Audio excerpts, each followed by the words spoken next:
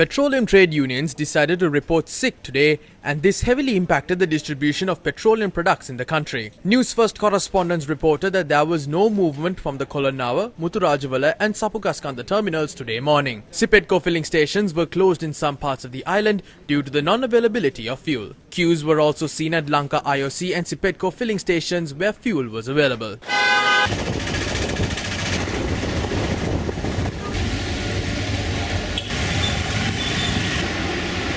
If this law is passed, the Ceylon Petroleum Corporation and the CPSTL will be extinct. This law will destroy the Petroleum Corporation forever. The minister did not give us a chance for a discussion about this matter. This minister brings this special provision bill disregarding the Supreme Court when there are two cases in the Supreme Court already. There will be fuel queues in this country again by the day after tomorrow. We apologize to the people of this country. It's not the petroleum workers who should be held responsible for this. It is the stubborn minister and the government that is responsible for this. The Podujana Perumanas Trade Union, the Petroleum Progressive Workers Union, gathered at the Polduwa junction leading to the parliament entrance, urging the MPs not to act in favour of the bill.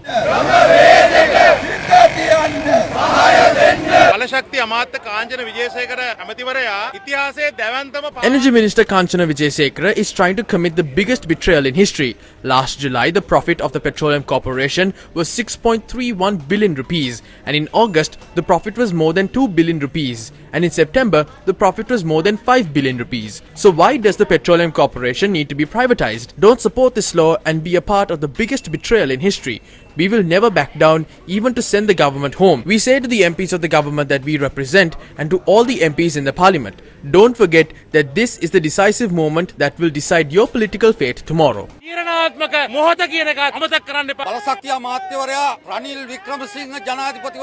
Energy Minister has reached the point where he is acting like President Ranil Wickremesinghe's son, selling things. We will see as to who supports this dirty decision, and we will step into a struggle to send them home.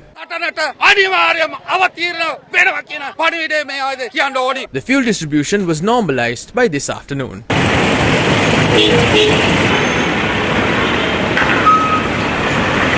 The Petroleum Products Special Provisions Bill was published via Gazette on the 12th of August 2022 to amend certain sections of the Petroleum Products Special Provisions Act No. 33 of 2002. The bill was prepared after the Cabinet of Ministers granted its approval to issue licenses to selected specific sectors of the economy to import and to use the fuel they require individually. The bill was included into the Parliament agenda on the 31st of August this year, and it proposed several key amendments to the Act. It proposes to award the Cabinet-appointed Energy Supply Committee with the powers relating to the petroleum. The committee shall consist of the Secretary to the Ministry of the Minister assigned the subject of petroleum, Secretary to the Treasury or his nominee not below the rank of Director General of the Treasury, Chairman or Managing Director of the Ceylon Petroleum Corporation, and 2 members appointed from among persons who have achieved eminence in the field of petroleum industry or law. However, following an examination of petitions filed challenging the bill, the Supreme Court determined that a special majority was necessary to pass the provisions on considering the decision made earlier as the decision taken by the new committee and to enact the decisions taken by the Energy Supply Committee before the bill was passed. The Supreme Court also determined that several other articles required a referendum. අපි යෝජනා කරනවා මේ පනත සංශෝධනය කිරීම තුලින් මෙරටට ඉන්ධන ආනයනය කිරීමට බෙදා හැරීමට සහ සැපයුම් කිරීමට ජාත්‍යන්තරව කටයුතු කරන තවත් We propose that by amending this act, provisions will be made to allow several international suppliers to import and distribute fuel to the country. The Supreme Court suggested several changes to the act. We are tabling this act today after amending this act as per the suggestions. These trade union leaders do not represent the Ceylon Petroleum Corporation anymore.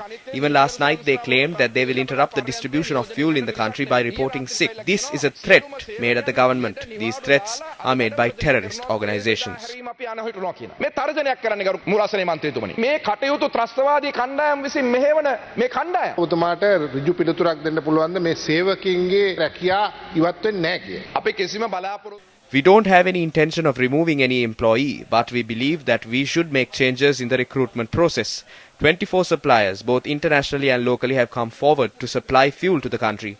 After filtering these suppliers, we hope that there will be more fuel suppliers in the country apart from the LIOC and CPETCO. This will only be enforced if this bill is passed today in Parliament. How did you call them before the bill gets passed in the Parliament? According to this bill, calling for tenders for this purpose should not be carried out through the committee appointed by this bill. We have called for an expression of interest. We have considered the suggestions made by the Supreme Court as well, and these amendments are being made according to these suggestions. Anyone can challenge this in court. It is only today we are approving the procedure. How can you call for expressions of interest before that? We have considered the matter raised by you. This is why we have taken advice from the Attorney General in amending this bill.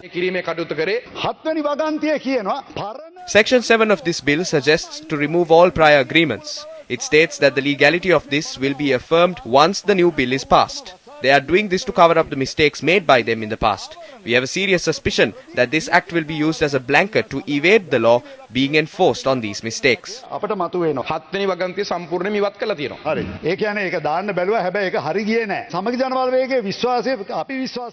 Which means you tried to include it but did not work. As the Samagi Jana Balawege, we believe that this committee should be an independent one. If you can delegate this power to the Public Utilities Commission through amending the Public Utilities Commission Act, as the Samagi Jana Balawege, we will render our support to you. If not, we are not ready to let you make these changes according to your own whims and fancies.